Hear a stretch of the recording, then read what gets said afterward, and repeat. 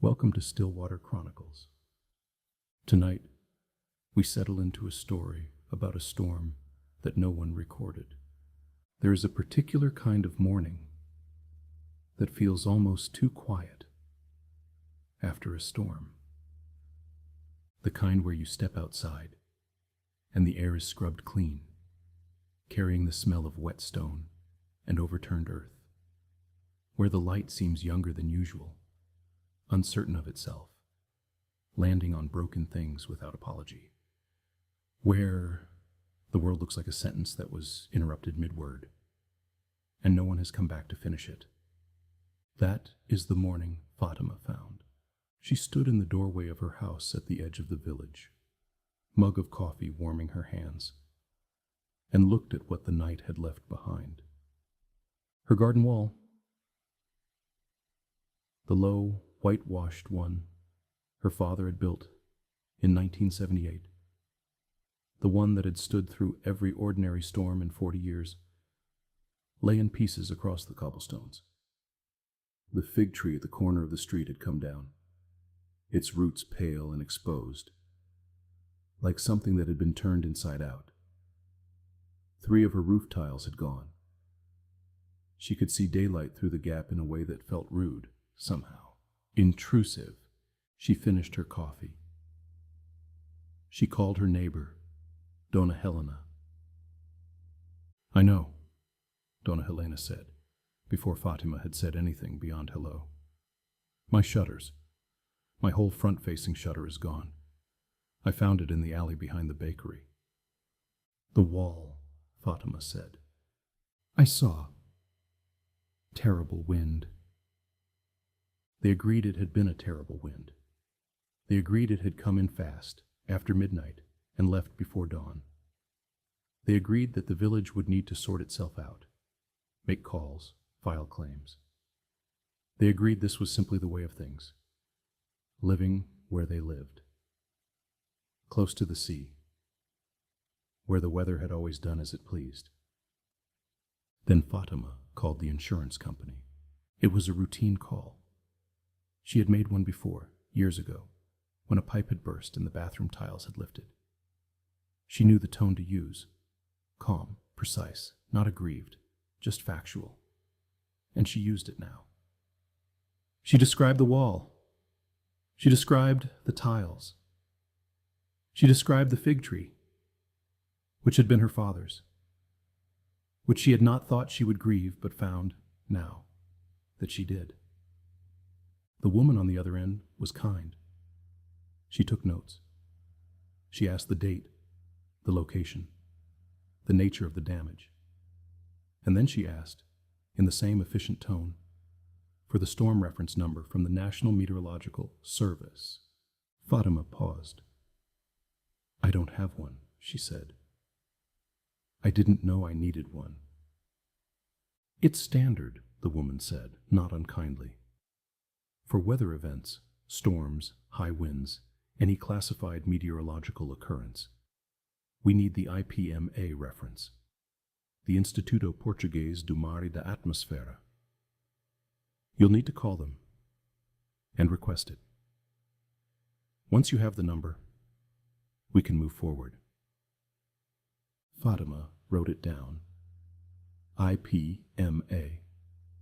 She looked up the number. She called. A man answered on the 3rd ring. His voice had the particular quality of someone accustomed to giving the same information many times a day. Not bored exactly, but efficient, slightly flattened. She told him where she lived. She gave the date. She described the storm, the sound of it, low and sustained, the way it had pressed against the windows like something curious, the way the power had flickered but not gone, the way she had lain in bed and listened to it move through the village for what felt like hours. There was a pause on the line. "I'm not seeing anything for that area," the man said. "I'm sorry. For last night, for your region, there's no registered weather event. No wind warning. No storm classification. Fatima looked out her kitchen window at the gap where her wall used to be. There must be an error, she said carefully. The damage is significant. Several homes in the village. A tree down in the main street. I understand, the man said. But the data doesn't show. I'm looking at the satellite record, the coastal weather stations, the airport readings from the nearest city. Last night was clear. Warm, even. Light winds. From the north. 3 to 5 kilometers per hour. An unremarkable evening. He said it so simply. An unremarkable evening. Fatima thanked him. She hung up. She stood at her kitchen window for a long time. She went door to door. She was not sure what she was looking for exactly.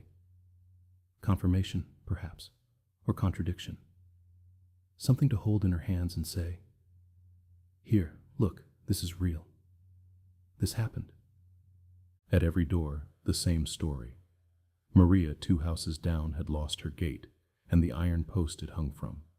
The post that had been cemented into the ground for 30 years.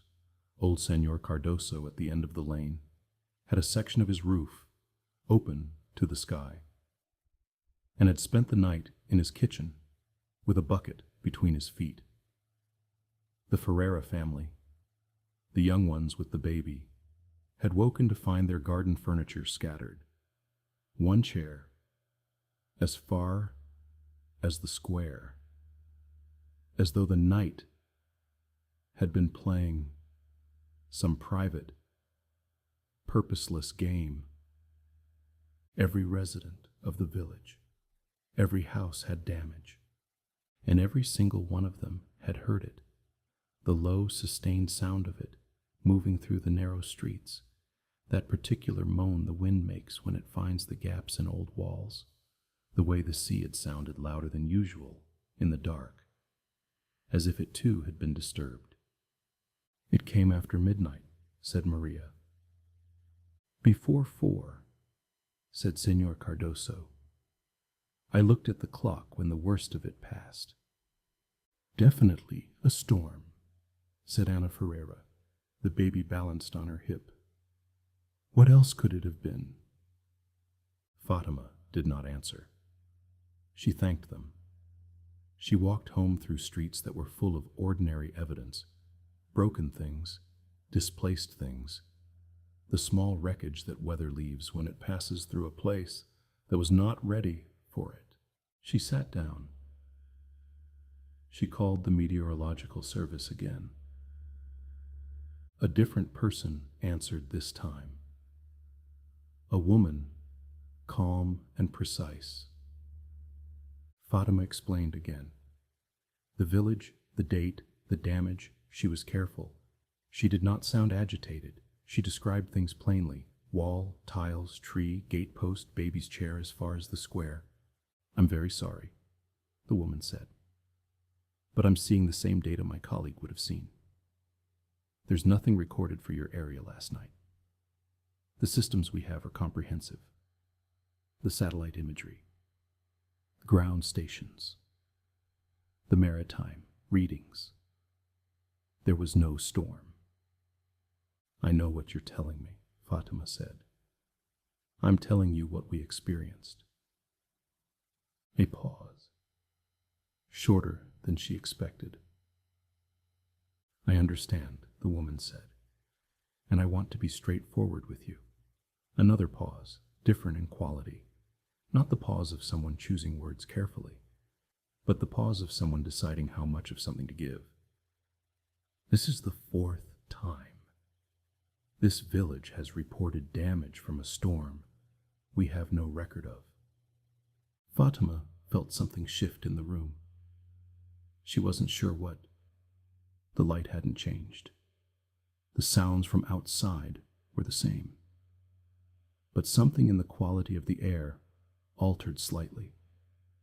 Like a room when someone opens a window you didn't know was closed. 4 times, she said. "Yes." "When was the first?" 1987. Fátima wrote that down. 1987. She looked at the number on the page. She thought about what the village had looked like in 1987, whether it had been different, whether the whitewash had been whiter, whether the fig tree had been younger and stronger, whether the low wall had been new. What happened after the other times? She asked. I don't have that information, the woman said. Careful, again. I only have the reports. 4 of them. Significant damage described. No meteorological record. They stayed on the line for a moment without speaking. It was not an uncomfortable silence. It felt to Fátima more like the silence after something has been said that cannot be unsaid.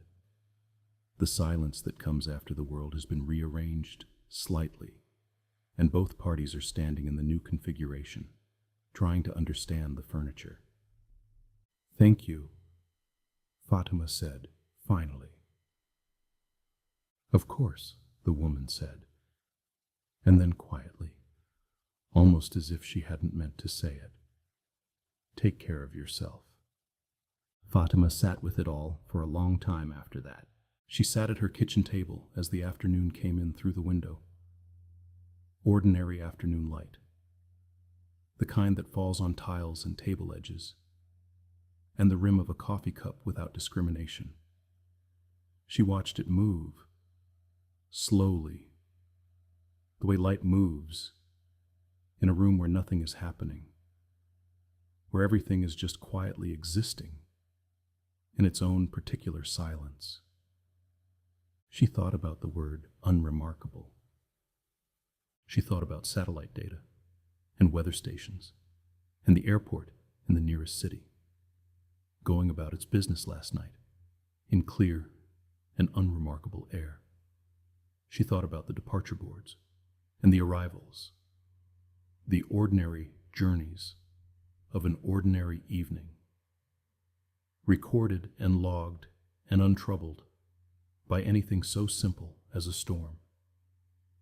She thought about 1987, and the 3 times between then and now, and the residents of those times, some of them the same, some of them long gone, who had also stood in doorways with coffee cooling in their hands, looking at walls that had not been walls anymore, at trees on their sides, at the small, honest wreckage of a night that had not, apparently, happened. She thought about what Señor Cardoso had said. I looked at the clock when the worst of it passed. She thought about what that meant. That there had been a worst. That there had been degrees. That the storm had built and peaked and eased. Had had a shape. A structure. A direction. That it had come from somewhere and gone somewhere, and the village had been in its path.